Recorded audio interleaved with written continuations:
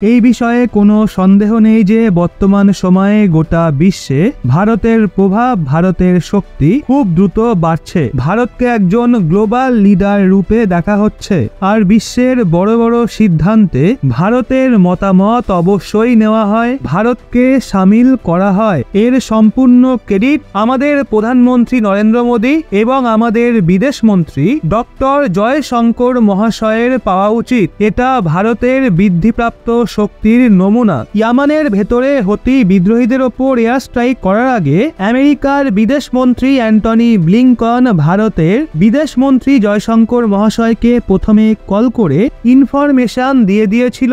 তারপর আমেরিকা হুতি বিদ্রোহীদের ওপর এয়ার স্ট্রাইক করেছিল, কিন্তু ওই ফোন কলের সাথে সাথে আমেরিকা ইরানকে নিয়ে ভারতের কাছে সাহায্য চেয়েছিল, মানে মাঝে ঢোকার জন্য বলেছিল। যার পর ডক্টর এস জয়শঙ্কর মহাশয় হঠাৎ করে ইরান যাত্রায় চলে যান, যাতে ভারত ইরানকে কোনোভাবে বোঝাতে পারে যাতে আমেরিকার এয়ার স্ট্রাইকের পর ইরানের তরফ থেকে হুতি বিদ্রোহীদের কোনো হাতিয়ার না দেওয়া হয়, আর ইরান হুতি বিদ্রোহীদের ফাইন্যান্সিয়াল সাপোর্ট করা বন্ধ করে দেয়। কিন্তু এখন এমনটা মনে হচ্ছে ব্যাকডোর ডিপ্লোমেসিতে ভারতের চেষ্টা পুরোপুরি ব্যর্থ হয়ে গেছে, কারণ যেই সময় ভারতের বিদেশ মন্ত্রী ডক্টর এস জয়শঙ্কর মহাশয় ইরানের ভেতরে বসে ইরানের বিদেশ মন্ত্রী এবং ইরানের প্রেসিডেন্ট ইব্রাহিম রেইজির সাথে মিটিং করছিল, ঠিক ওই সময় ইরান এবং হুতি বিদ্রোহীরা আমেরিকার ওপর দুটো বড় হুতি হামলা করে এয়ার স্ট্রাইকের বদলা নিয়েছে। রিপোর্ট অনুযায়ী গতকাল রাত্রের দিকে যখন ডক্টর এস জয়শঙ্কর মহাশয় ইরানে মিটিং করছিলেন, তখন ওই সময় আমেরিকান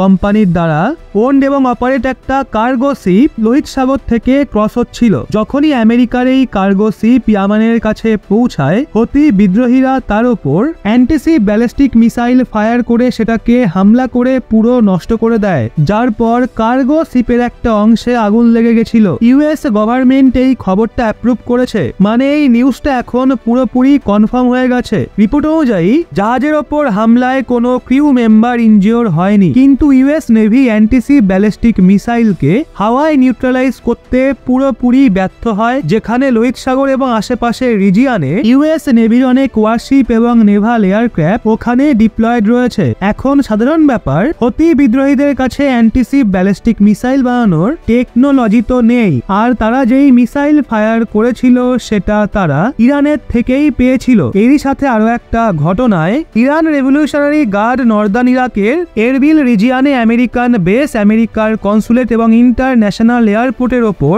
4খানা ব্যালিস্টিক মিসাইল ফায়ার করে হামলা করে দিয়েছে। ম্যাপে আপনারা দেখতে পারেন ইরান এবং ইরাক দুজন প্রতিবেশী দেশ, নিজেরাই বর্ডার শেয়ার করে।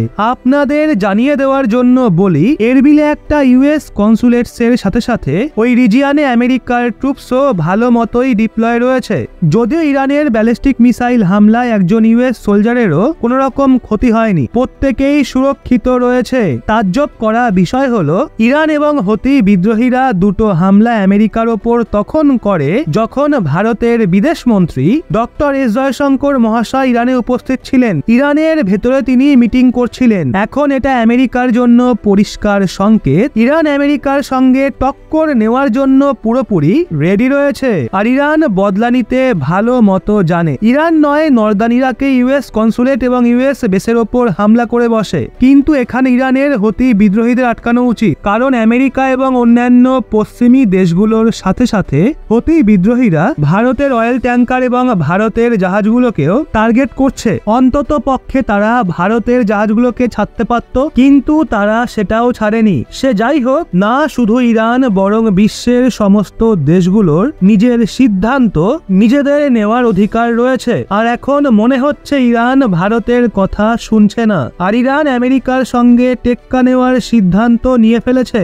এখন শুধু এটাই দেখা বাকি যে জিতবে কে, আমেরিকা নাকি ইরান। তো এই বিষয়ে আপনার কি মনে হচ্ছে নিচে কমেন্টে অবশ্যই জানান, আর এরকমই লেটেস্ট ইনফরমেটিভ ভিডিও পেতে চোখ রাখুন রহস্য বাংলার পর্দায়। এই চ্যানেলে নতুন হয়ে থাকলে অবশ্যই সাবস্ক্রাইব করে অন করুন পাশের বেল আইকনটি।